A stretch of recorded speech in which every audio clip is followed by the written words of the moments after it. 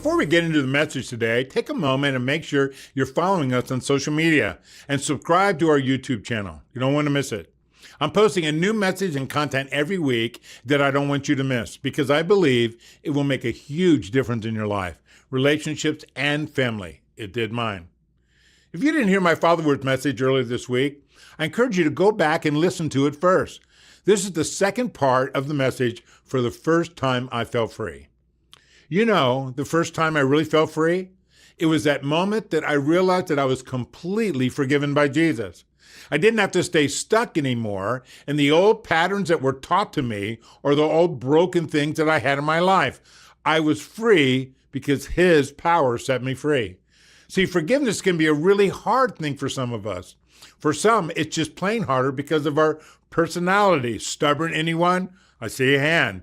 And for some of us, it's hard because we've been hurt and we're waiting for that person to suffer. But the Bible teaches us that we need to forgive. Kids so often want to say, well, if you didn't do that to me, then I'm going to do this to you, right? Back and forth. It's a philosophy, right, of what goes around comes around, or you get what you deserve. The problem is that when bitterness comes in, it can destroy our family. It can destroy our relationships. So here's how to teach your kids about forgiveness. You got to make it all about Jesus. See, we don't forgive because someone said that they're sorry or because they deserve it. We don't forgive because mom made me do it, right? We forgive because Jesus, the Bible says, first forgave us. And so how did He forgive us? Well, Romans 5:8 says, but God showed His love for us in that while we were still sinners, Christ died for us. Boy, that verse rocked my life. Here's what it means. When we were still broken, when we were still stuck, God made a way for us to be forgiven. Way before we deserved it, God called us His beloved and forgiven. Way before we even wanted it, Christ died for us. So when we forgive others, it is because God forgave us. And get this, God also wants to forgive those people that have hurt you.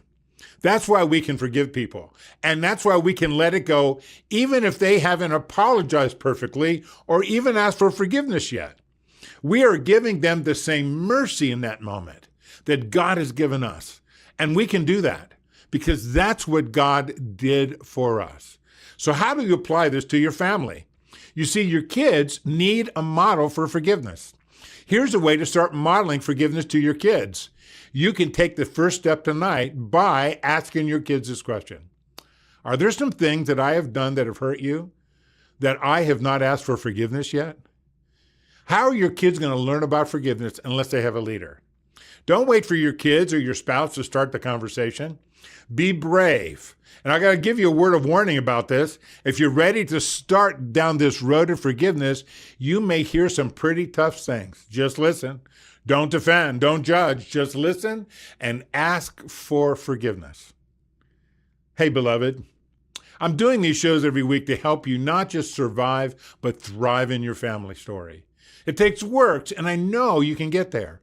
And I want to help you make even a bigger impact on your family. I built an entire series designed to equip you to be the father or mother your family needs, the father or mother your kids want you to be.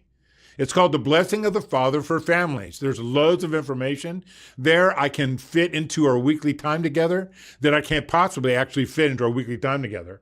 So click the link below or log into our website at blessingofthefather.com. I'd love to hear from you. Would you leave us a comment below our show today or a question that you might have? Remember, the Father loves you, and it's never too late for forgiveness to overtake bitterness in your family. God bless you. I ain't good enough, but He still loves me.